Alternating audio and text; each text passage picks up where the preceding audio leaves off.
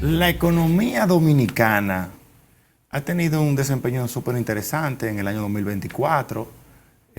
Recientemente el Banco Central publicó las estadísticas de crecimiento del mes de noviembre del año pasado y acumulado llevamos 5.1 y en noviembre 3.1, si mal no recuerdo. Hay sectores que crecieron, sectores que decrecieron y como siempre nosotros que somos observadores, el sector turismo, el sector construcción, vimos un crecimiento espectacular, diría yo estacional, porque como sabemos en noviembre, diciembre tenemos una llegada importante de turistas al país y de visitantes que vienen o cruceristas, como le queramos decir, y estamos hablando de un crecimiento del 9% que para mí es estacional. Y tenemos un decrecimiento del sector construcción, aunque se creció acumuladamente. El sector en el mes de noviembre cayó 4.9 y nosotros habíamos hecho algunas observaciones a las autoridades de que ese sector con altos tipos de interés era imposible que siguiera creciendo.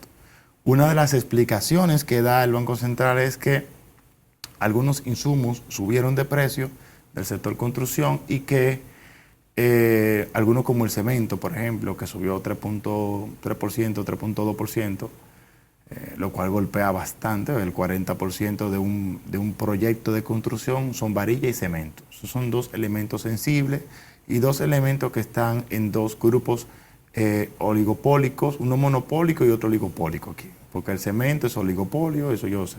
Se ponen de acuerdo cuál es el precio que va a tener la funda de cemento y de una manera lesiva, por así decirlo, afecta un bien tan sensible como el de la construcción. Y por el otro lado tenemos la industria nacional, entre comillas, donde esa empresa importante del país, que es la única que produce, digamos así, varillas de manera significativa, pues también es fijadora de precios. Entonces estamos golpeados por dos sectores. Pero el sector servicio le fue relativamente bien y otros sectores como el de minería vimos que creció este año después de haber tenido un decrecimiento a lo largo del año. El sector minería comenzó a crecer y eso está empujado también por cómo el precio del oro ha subido.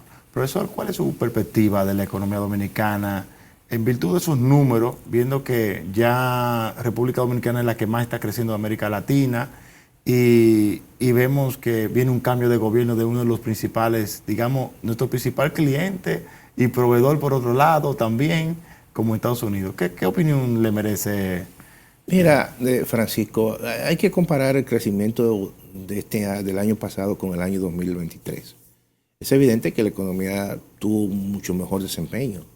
Incluso, aún haciendo las correcciones con las nuevas cuentas nacionales y el cambio de base, aún así, el desempeño que tuvo la economía dominicana en el 2024 fue mucho mejor.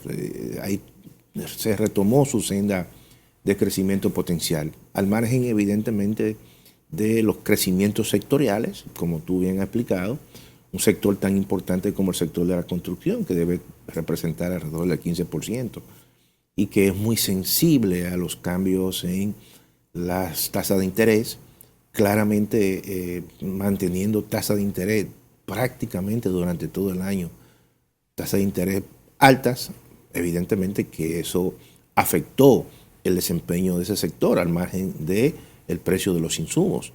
Pero también tomando en consideración eso mismo que tú dices, que eso ocurre también en otros sectores, la estructura de mercado en la cual muchos de los insumos que impactan a los sectores básicamente importantes económicos están concentrados. Eso es un tema que nosotros hemos venido desde hace tiempo llamando la atención, porque en la República Dominicana muchos de los precios de bienes y servicios generalmente son muy inflexibles hacia la baja. Los precios, nosotros hemos dicho, en muchos casos suben por el ascensor, pero bajan por la escalera. Entonces, y eso depende mucho de la estructura del mercado. Pero la economía dominicana, el año 2024, recién terminado, fue un año bueno, un año donde incluso los sectores exportadores, generadores de divisas, cuando se cuantifiquen, eso va a rondar prácticamente por la vecindad de los 40.000 millones de dólares que entran a la economía. También eso se reflejó en el mercado de trabajo. Una parte importante del mercado de trabajo se expandió en términos de la población ocupada, pero siempre están los problemas estructurales. O sea, hay todavía una parte importante de esos empleos que se crean, que son empleos informales. Eso es un tema que tienen otra... Tema como estructural. Sí, estructurales que dependen básicamente de otras situaciones como las estructuras impositivas, el mismo mercado de trabajo. La dificultad para presentar su información ante la autoridad tributaria. Claro, que hay muchos elementos ahí que influyen y además que hay también elementos de carácter, como dicen, muy sociológico y antropológico. Recuerdo un gran trabajo que hizo el Banco Mundial sobre el tema de la informalidad, porque no había una razón económica que fuera determinante allí y te dijera, mira, la informalidad se debe a una razón, una cuestión económica.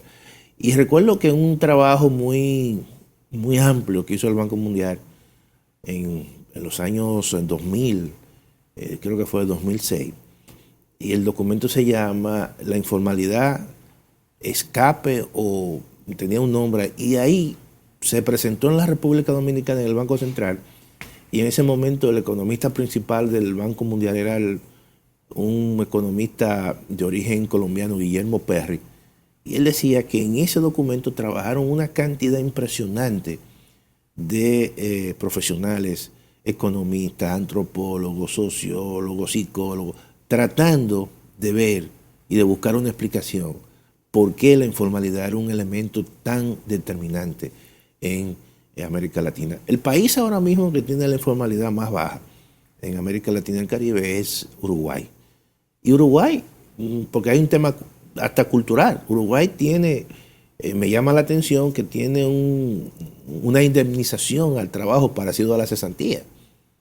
Y entonces uno se pregunta, pero que aquí dicen que la cesantía es un tema que influye en el proceso de informalidad laboral.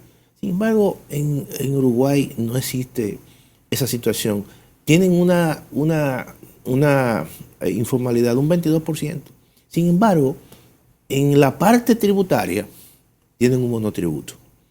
Entonces, podría ser que la informalidad en la República Dominicana, el peso fuerte esté más bien en la estructura tributaria y no en el tema del mercado de trabajo. Yo comparto esa visión, profesor. Y me ha gustado mucho una de las propuestas que ha hecho el amigo Andy sobre un impuesto de un 2% o un 1.5% a la venta. Y con eso resolvemos el asunto y nos olvidamos de todo el mundo. Vamos a cobrar un 1.5 y punto.